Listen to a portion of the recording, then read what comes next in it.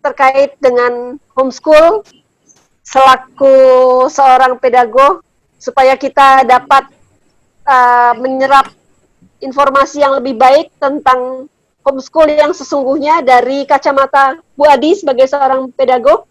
Monggo Bu Adi, waktunya kami berikan untuk Bu Adi 30 menit. Ya, selamat malam semua. Selamat berhari Minggu ya, Minggu malam ya di sana. Ya, Minggu malam. Ini saya share itu bisa ya? Sudah langsung share itu, Udah Ibu. Ya? Sudah ya? Sudah muncul. Ya. Oke. Terima kasih sebelumnya atas kesempatan yang diberikan kepada saya untuk ikut belajar dari para orang tua hebat di sini, cantik-cantik lagi ini ibu-ibu yang pada homeschooling anaknya. Memang ada kecenderungan mereka sekarang karena situasi pandemi yang ada, melihatnya bahwa sekarang kita semua jadi homeschooling gitu. Jadi sebenarnya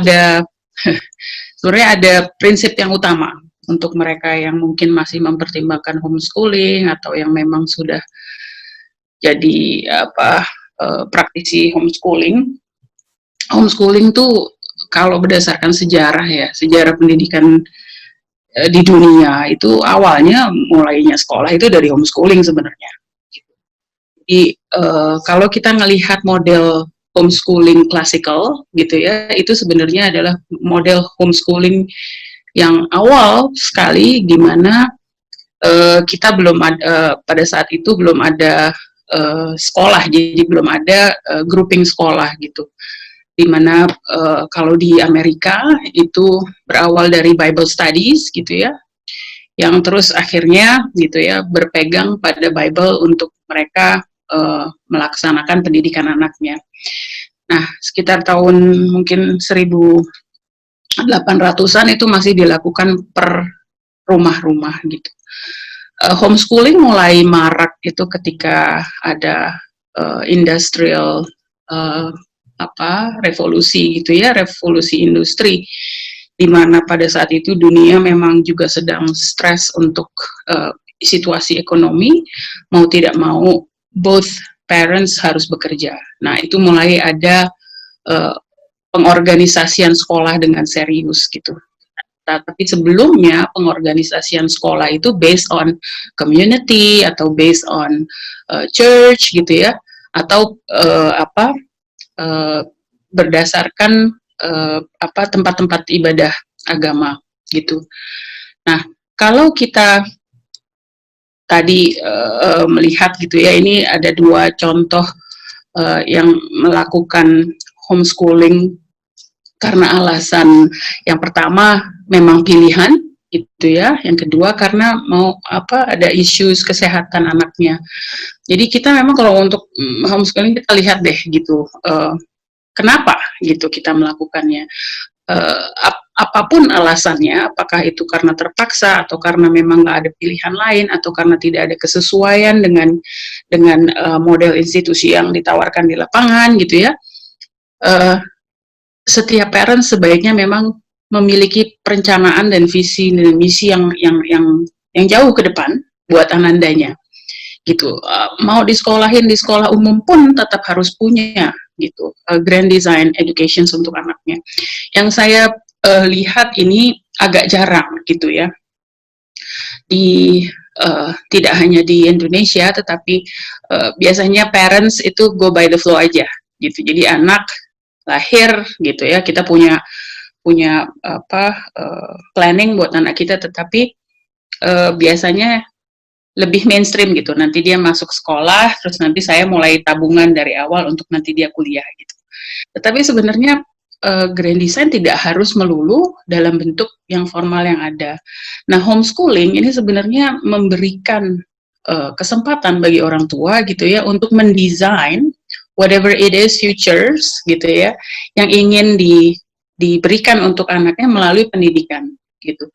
Jadi untuk melihat homeschooling sendiri gitu ya, seringkali banyak orang tua yang, oh saya pengen gitu, tapi apakah saya bisa mengajarnya gitu ya? Apakah saya punya kemampuan untuk jadi guru buat anak saya? Kalau menurut saya menjadi guru itu untuk teknikalnya bisa dipelajari gitu. Jadi memang untuk orang tua ketika akan terjun full menjadi mengambil homeschooling sebagai avenue untuk pendidikan anaknya, maka dia juga harus sudah siap untuk belajar dan selalu belajar. Jadi nggak yang anak jadi siswa saya gurunya gitu ya, tetapi saya ini juga belajar di dalam proses ketika saya mengajarkan anak saya di homeschooling. Jadi itu yang harus juga dipegang oleh orang tua. John Holt ini adalah salah satu Enak, nyapunya juga enak. John Holt ini adalah salah satu penggagas gitu ya, homeschooling modern biasanya akan merefer ke John Holt gitu. Sementara yang klasikal itu lebih ke Montessori gitu ya, atau Mason gitu. Ini sebenarnya umumnya gitu ya, alasan-alasan yang sama gitu, ini yang sering terjadi, ini alasan-alasan yang dipakai untuk memilih homeschooling. Ini tidak hanya di Indonesia, tetapi di seluruh dunia ini biasanya yang menjadi issues. Kalau di Amerika tren homeschooling menjadi tinggi ketika kita ada permasalahan violence at school gitu ya, di mana banyak kasus penembakan gitu ya. Jadi orang tua melihat bahwa nggak aman lagi untuk kirim anaknya ke sekolah. Tetapi di sini juga banyak sekali orang tua yang dari start memang sudah gitu ya mendesain anaknya untuk apply ke certain area. Saya kasih contoh, salah satu ipar saya gitu ya, kakak dari suami saya, itu anaknya ada 5 dan dia dari awal, dari sejak nikah itu memang sudah punya planning bahwa anak-anaknya nanti akan dihandle dalam bentuk homeschooling. Nah, mereka juga karena ini keluarganya senang bertani gitu ya, dan kebetulan dari 5 anaknya ini ada ketertarikan gitu ya, di area situ ada 2 yang benar-benar serius untuk mengelola industri pertaniannya gitu. Jadi dari awal memang nggak pernah pergi ke sekolah gitu, ke sekolah umum gitu, dan setiap anak punya plan masing-masing gitu ya untuk mempelajari apa yang menjadi minatnya mereka dan sesuai dengan apa yang menjadi value keluarga tersebut. Saya nggak bilang itu yang paling bagus, enggak gitu, tapi itu cocok buat keluarga itu gitu. Nah, sekarang yang paling besar sudah 23 ya mungkin Jasmine, 23, 22, 23 gitu. Dia sudah bekerja gitu ya, dan dia setelah selesai homeschoolingnya baru-baru saja kemarin dia ngabarin ada ketertarikan buat dia untuk ngambil universitas gitu. Dan itu pun yang diambil masih terkait dengan bagaimana dia supaya dia bisa mengembangkan pertanian ayahnya ini supaya dia bisa compete gitu hasilnya, untuk jadi dia belajar di area itu. Nah, yang mode seperti ini banyak gitu di sini gitu. Yang saya lihat di Indonesia sudah mulai ada, tapi belum banyak gitu. Karena memang ketika mengambil model unschooling gitu ya, itu totally kontrol adanya di orang tua. Nah, untuk bisa kita tahu modelnya seperti apa aja sih gitu, atau faktor apa aja sebelum kita decided model homeschooling yang paling cocok buat kita. Kalau kita memang buat yang mereka baru mau melakukan homeschooling, pastikan juga ini waktunya tepat ya, Anda memang sudah siap gitu. Jadi seperti tadi Bu Duma sama Bu Sisil itu bilang bahwa ya kita udah ada kesepakatan. Memang betul, jadi seluruh stakeholders di keluarga ini harus sepakat gitu dan konsisten gitu, karena kalau di Indonesia masih lebih baik ya, karena ada eyang, ada apa gitu ya, jadi banyak support sistemnya gitu. Antara ayah dan ibu ini benar-benar harus saling sejalan gitu, karena ketika berjalan tentunya sama seperti sekolah umum lainnya gitu ya, ada naik turunnya, ada stresnya gitu ya, ada issues, ada problems gitu. Jadi itu harus ada kesepakatan awal gitu di keluarga. Juga yang harus dilihat begini, kalau untuk perencanaan pedagogisnya ya, nanti kita bicaralah model homeschoolingnya seperti apa. Tapi untuk perencanaan pedagogis ini memang harus direncanakan jauh sebelum gitu ya, Anda memilih model.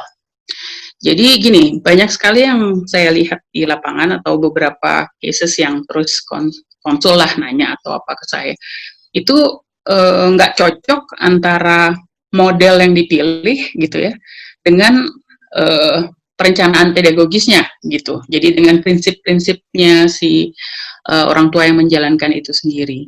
Jadi memang harus clear dari awal filosofi mengajarnya seperti apa. Karena setiap orang tua memiliki karakter dan kepribadian yang nantinya gitu ya tercermin dalam cara bagaimana dia mengajarkan anaknya atau bagaimana dia mendidik anaknya.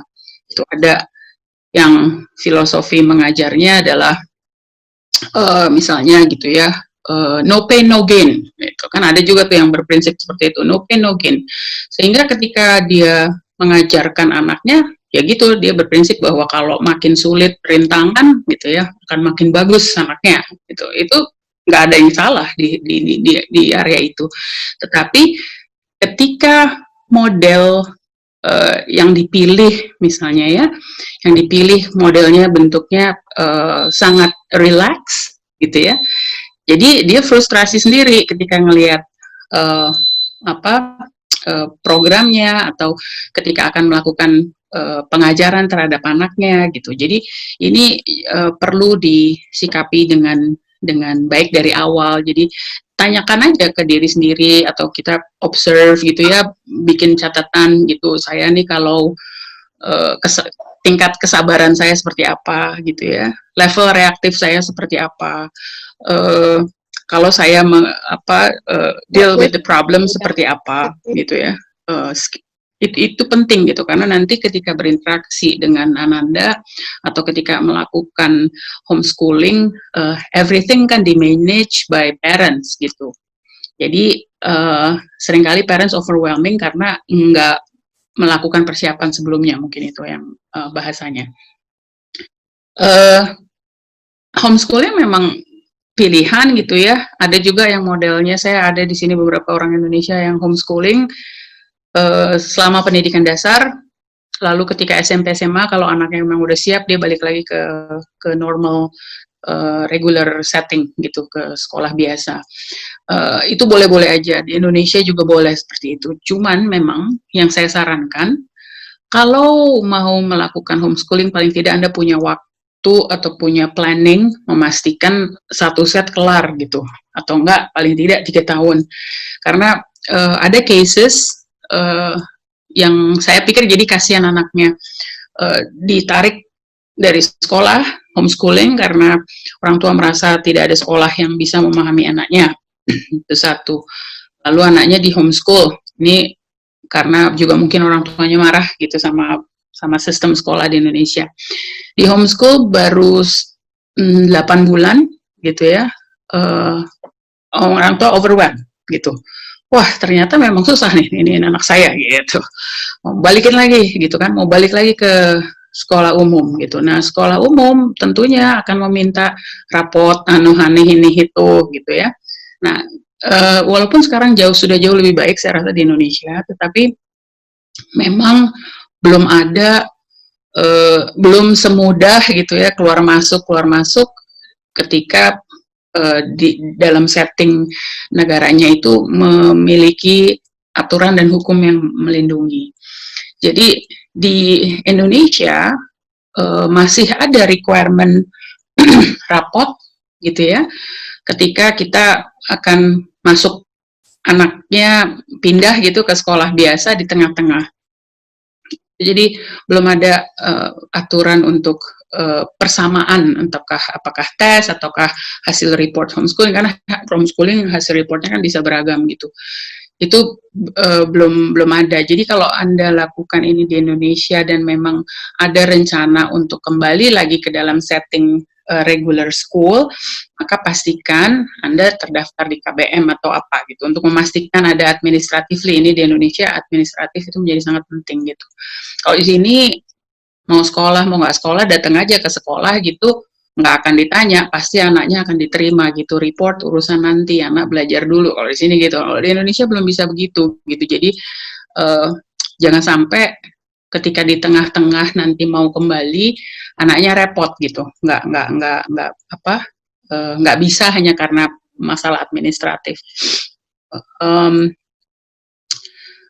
Jadi dan agak susah kalau mau, biasanya banyak yang bermasalah itu ketika, kalau sekarang mungkin udah nggak ada ya, karena udah nggak ada ujian nasional, dan itu adalah keberkahan pandemi, saya pikir nggak ada ujian nasional. Tapi tetap ada requirement untuk pengeluaran ijazah tuh, tetap ada requirement penuntasan di Indonesia. Nah, pastikan ketika Anda mengambil avenue homeschooling gitu ya, penuntasan tersebut terpenuhi gitu. Dan bisa diberikan argumen nantinya ke dinas gitu. Dengan kementerian yang sekarang cenderung lebih fleksibel gitu ya, lebih mengakomodir, tetapi memang tetap belum ada payung kuatnya gitu secara hukum. Jadi saya sangat salut untuk mereka yang mengambil avenue homeschooling gitu ya di Indonesia gitu. Oke, mari kita bicarakan, sebenarnya ada 7 pendekatan pedagogis. Ini maksudnya pendekatan pedagogis adalah model homeschooling akan menentukan bagaimana gitu ya metode strategi pedagogis yang akan kita lakukan kepada anak kita. Yang paling besar atau yang paling banyak itu adalah classical homeschooling, dan di Indonesia juga banyak yang melakukan ini. Ini anak belajar di rumah gitu ya, orang tua yang menentukan. Kalau di sini karena ada kebebasan untuk memilih kurikulum dan ada banyak kurikulum gitu ya, setiap states beda-beda. Itu secara general untuk klasikal itu dia memegang prinsip trivium. Trivium itu dibagi menjadi 3 tahapan gitu, sama seperti sekolah umum. Jadi ada SD, SMP, SMA gitu ya kalau sekolah umum. Kalau ini pembagiannya berdasarkan pembentukan pola berpikir dan pembentukan kemampuan atau skill belajarnya. Jadi untuk kelas dasar gitu ya, untuk anak-anak yang masih usia dini sampai usia sekolah mungkin sekitaran SD gitu ya, 8 sampai 10 tahun, itu biasanya kelasnya berfokus pada grammar, literasi gitu ya, dan classical sense. Classical sense ini mereka benar-benar mengelola logiknya gitu. Jadi kelebihan dari homeschooling adalah gitu, karena one on one gitu ya, Anda bisa benar-benar membentuk gitu ya pola berpikir atau cara berpikir, gaya berpikir, keterampilan berpikir dan keterampilan belajar anak. Jadi sebenarnya intinya homeschooling itu bukan materi pencapaian gitu ya, tapi ketika kita membangun budaya belajar yang baik sama anak gitu ya, homeschooling ini sebenarnya avenue yang sangat baik gitu. Kalau mau cari yang paling ideal, itu ya memang one on one kan pendidikan gitu. Jadi ini klasikal yang saya bilang tadi ya, ini dari sebelum zamannya John Holt. Jadi ini tahun 1800-an gitu di Amerika modelnya seperti ini. Nah sekarang dengan model homeschooling modern pun ini masih menjadi pegangan. Nah, ciri khasnya adalah gitu ya, mereka apapun kurikulum yang diambil, mereka akan berfokus pada 3 area ini gitu ya, dengan tujuan terakhir itu adalah knowledge yang baik, understanding dan wisdom, dalam artian dia bisa mengapply whatever it is that they learn gitu. Dan yang utamanya di kelas klasikal ini mereka ada kalau Anda ngambil atau Anda lihat program-program homeschooling yang ditawarkan gitu ya, professional curriculum yang ditawarkan, ini adalah model yang mempelajari juga literatur klasik. Jadi anak-anak ini akan belajar Plato gitu ya, akan belajar macam-macam gitu, bacaan. Jadi hari-hari itu load-nya adalah load baca. Jadi mereka belajar berproses dari bacaan yang ada. Biasanya juga mereka ada pelajaran, jadi kalau mau ngambil model ini dan nanti kalau di sini dia akan ikut, misalnya mau ikut ujiannya gitu ya, biasanya itu ujiannya hampir mirip-mirip dengan IBO gitu, jadi ada bahasa Latinnya gitu, ada science, ada ini, tetapi dalam hari-hari gitu ya, mereka belajarnya dari buku-buku klasikal. Lalu ada model Charlotte Mason Method gitu. Nah, ini yang cukup rileks gitu, dan ada aturan penting di dalam Charlotte Mason Method itu adalah anak harus bereksperience gitu ya, harus mengalami untuk mereka bisa mendapatkan pemahaman yang dalam.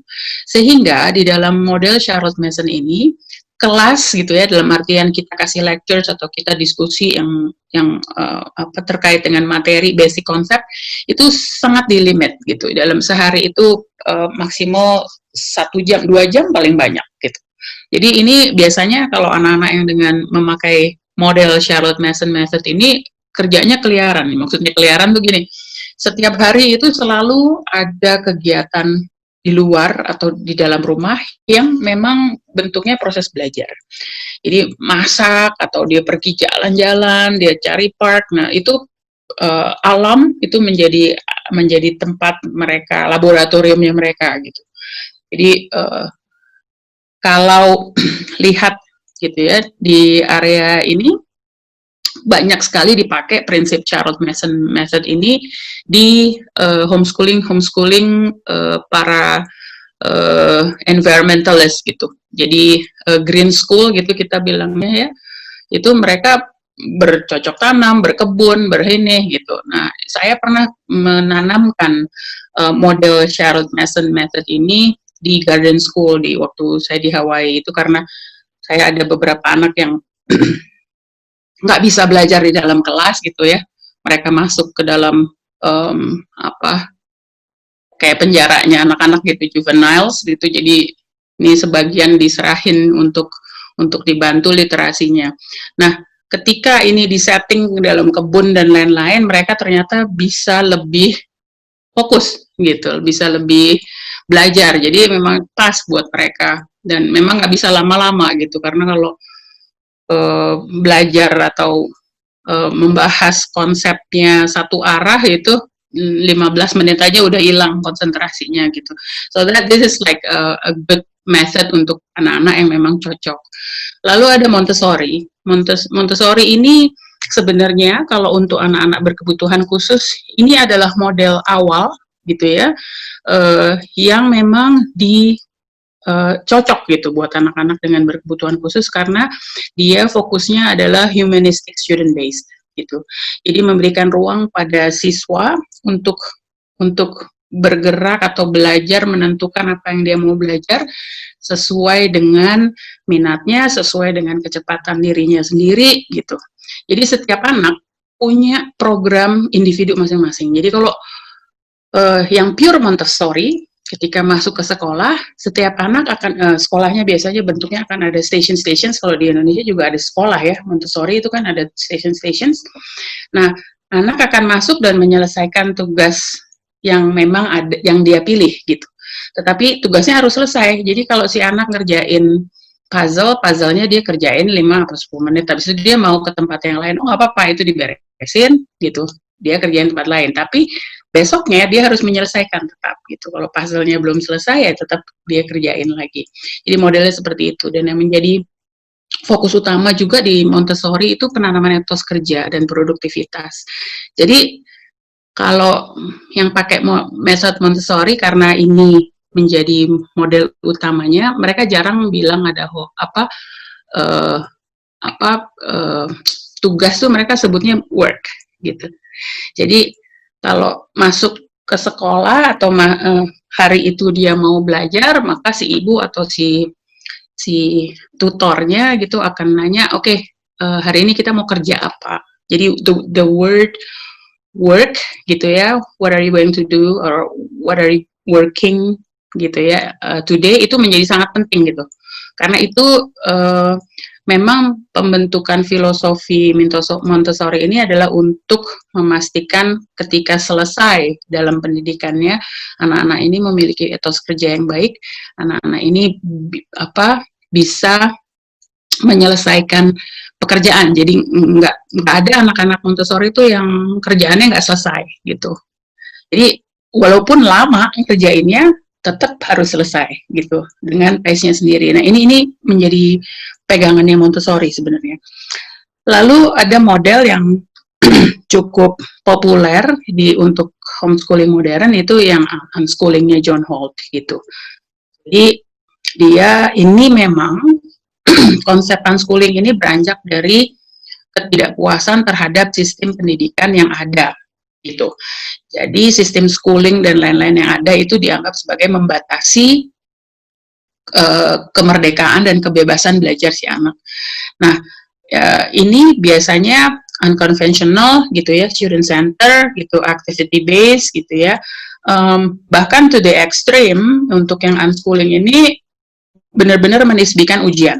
Jadi kalau misalnya saya punya anak dan anak saya ingin belajar tentang robotik gitu, ya dia fokus di robotik aja gitu. Jadi dia sama sekali nggak pikirin nanti mau ujian pelajaran yang sesuai dengan kebutuhan setting umum, itu tidak dilakukan.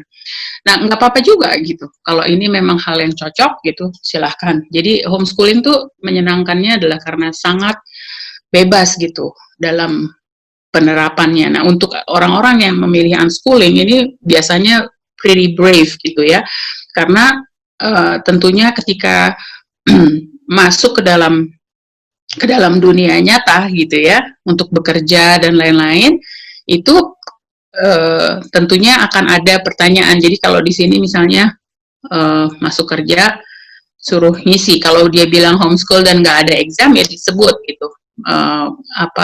Lantas tergantung perusahaannya gitu, apakah dia mau minta GED atau enggak. Tapi biasanya sih enggak juga, nggak apa-apa. Jadi di sini nggak ada batasan ya, orang harus minimum S1 misalnya untuk bisa kerja. Nah, tapi kalau Anda di negara yang mementingkan itu gitu ya, jadi Anda juga harus pikir nih kalau mau ambil yang unschooling modelnya.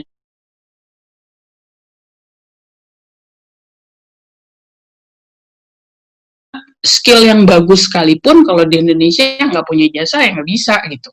Nah ini kan sebenarnya merugikan anak ya gitu. Jadi nggak apa-apa kalau memang mau pakai unschooling, tapi kalau memang masih tinggalnya di Indonesia, ya pastikan dia tetap gitu punya avenue ketika mereka kembali ke dunia normal gitu, dunia kerja gitu. Banyak yang juga ketika mereka memilih untuk unschooling, ketika mereka memilih untuk unschooling, maka disiapkan anaknya untuk menjadi entrepreneur. Jadi nggak tergantung sama orang lah gitu. Kamu bikin lalu punya bisnis sendiri dan lain-lain, nggak apa-apa juga gitu. That's part of the plan. Lalu yang terakhir itu ada yang pembelajaran unit study. Nah, unit study ini berdasarkan keberminatan. Jadi kalau unit study-nya science, maka everything yang terkait dengan science dan pendukung science dia akan ngambil gitu, menjadi bagian dari pelajarannya gitu. Yang nggak berhubungan dengan unit yang mau gitu, itu nggak diambil.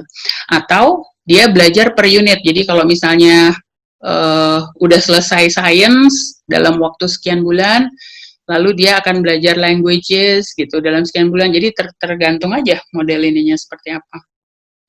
Lalu, ini ketutup nih, nanti saya betulin. Yang satunya lagi ini school at home. Nah, ini yang banyak nih di Indonesia sebenarnya, malah ketutup gitu. School at home itu sebenarnya juga disebut sebagai bagian dari homeschooling gitu, di mana seluruh paket model kurikulum dan lain-lain sama nih sama regular school, tapi dilakukan di rumah. Nah, school at home ini biasanya kalau di sini dilakukan untuk beberapa anak-anak yang memang memiliki keterbatasan gitu ya, karena sakit atau apa gitu. School at home system ini juga dipakai bisa juga untuk setting rumah sakit biasanya. Nah, kalau di Indonesia school at home ini berubah.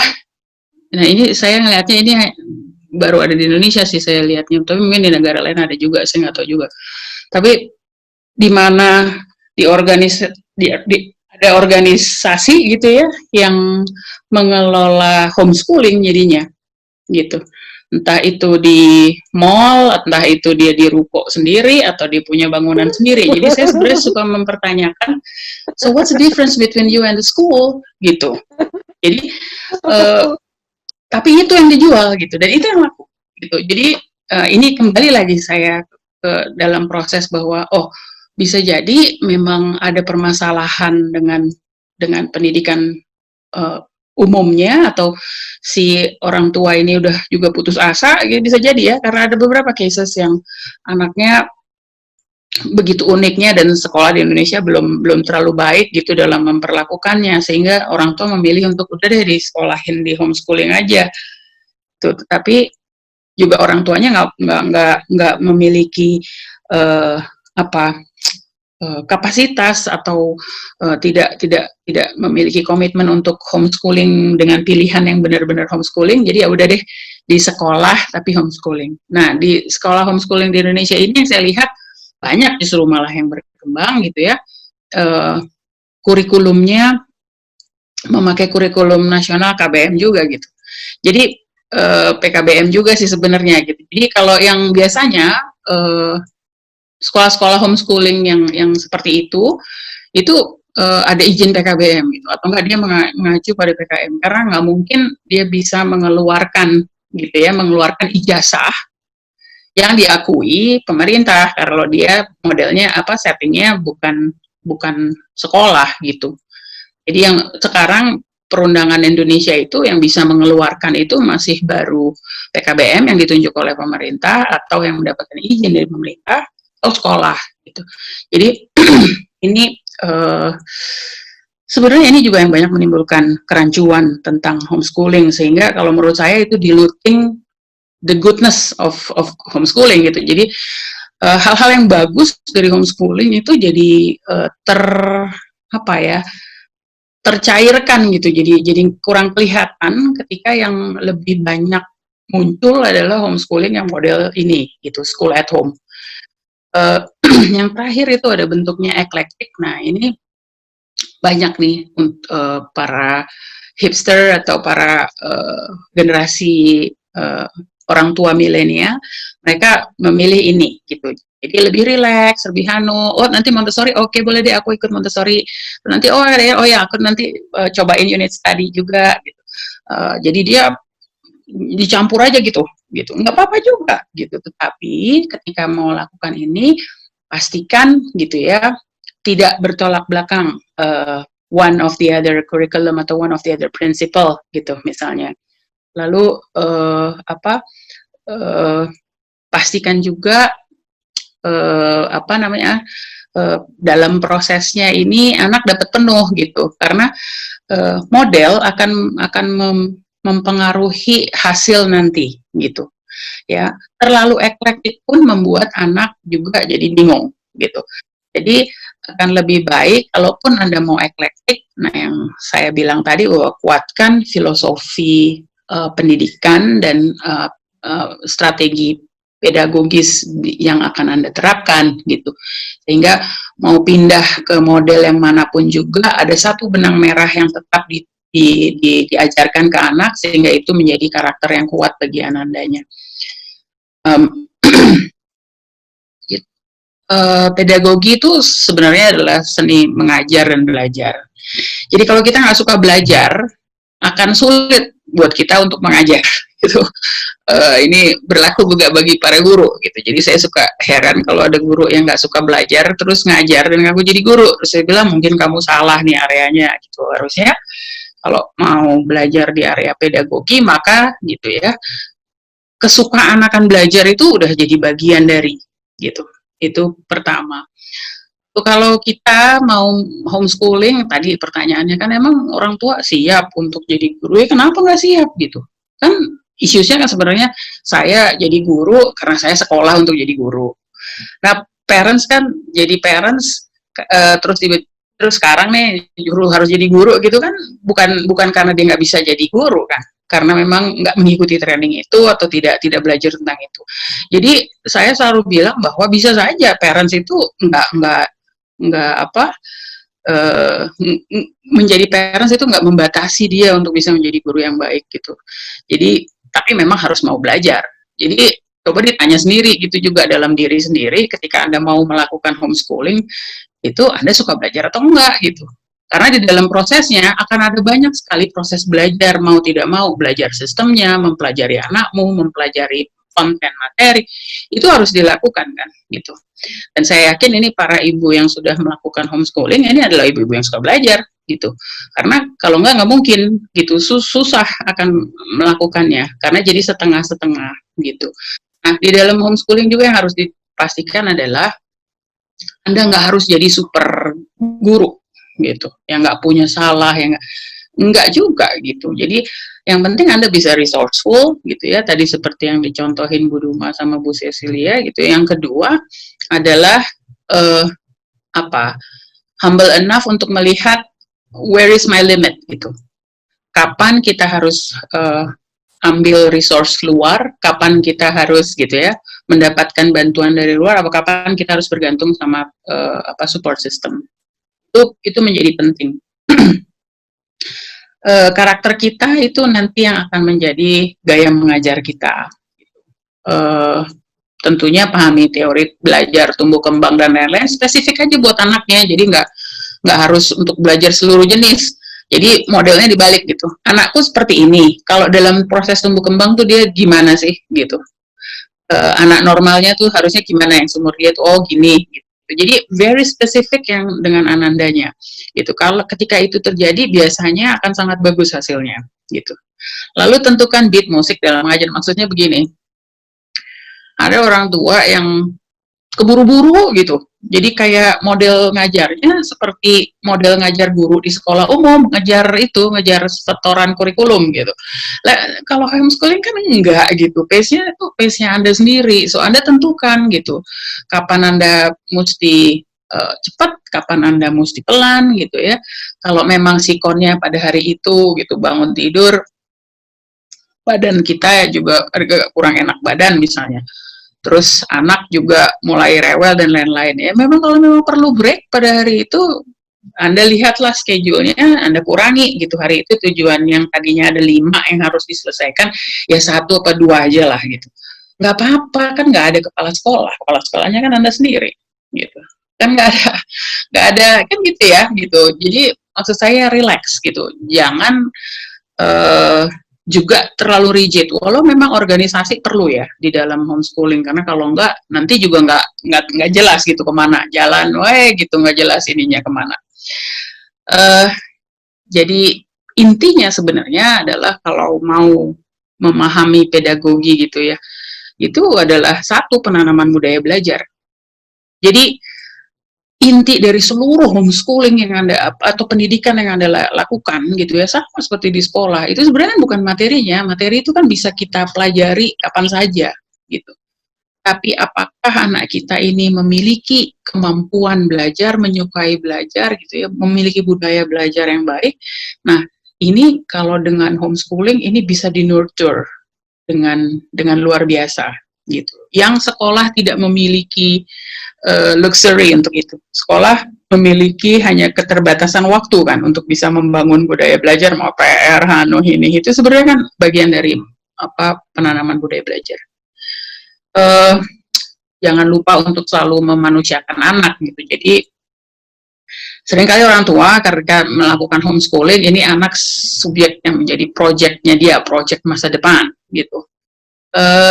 Sertakan anak di dalam proses menentukan, diskusi dengan anak gitu, itu kan lebih baik gitu, karena anak juga jadi lebih punya self motivation sama self discipline gitu, ya untuk bisa belajar gitu ya. Kalau apalagi kalau orang tuanya bekerja gitu, jadi anak sudah punya ritme sendiri, sudah punya pola sendiri, dan sudah punya budaya sendiri dalam how they behave gitu ya, bagaimana dia belajar. Jadi prosesnya lebih less stress gitu kira-kira.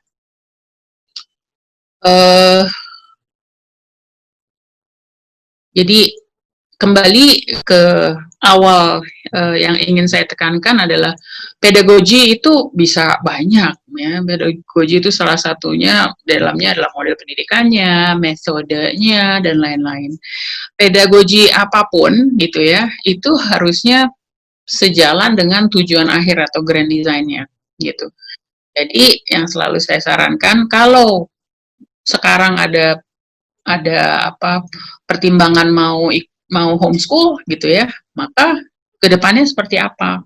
Kita lihat anak ketika dia sudah masuk usia 20-an ya, 21 itu mau ada di mana anak kita. Jadi jangan planningnya SD sekarang ini, ntar SMP, ntar gitu. Atau SMP baru direncanakan setelah kelas 6 SD gitu. Atau jadi sebaiknya kalau mau merencanakan SMP-nya atau SMA-nya gitu, paling tidak mulai lakukan ketika dia kelas 4 SD gitu. Jadi ada waktu ruang transisi yang baik gitu. Nah, banyak yang di sini pun begitu. Banyak yang berfokus pada primary gitu ya. Jadi homeschool-nya tuh seru waktu primary. Nanti begitu remaja udah nggak asik lagi gitu. Jadi orang tuanya juga mungkin udah nggak terlalu ini. Jadi balik lagi ke sekolah normal.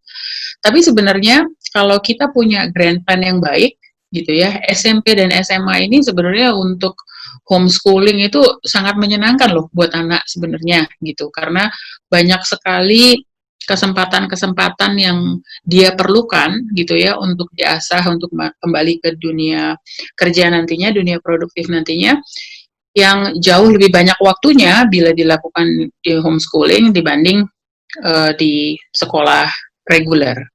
Again, itu tergantung bagaimana grand design yang Anda inginkan untuk anak Anda. Dari saya mungkin itu dulu kali Bu Patricia. Oh, ini saya ada beberapa kutipan yang saya suka. Ini prinsipnya Gandhi gitu ya. Sekolah tuh nggak ada yang bisa sama seperti rumah, dan guru nggak ada yang bisa seperti orang tua. Jadi kalau orang tua bisa menyediakan sekolah di rumah dan menjadi guru bagi anak-anaknya, itu adalah best of the best. That's the idealist model ever gitu. Jadi ini yang harus dijadikan pegangan buat para orang tua yang memang memilih avenue untuk untuk homeschooling gitu kali Bu Patricia. Ya, terima kasih Bu Adi. Kayaknya ini saya hanya perlu jawab yes.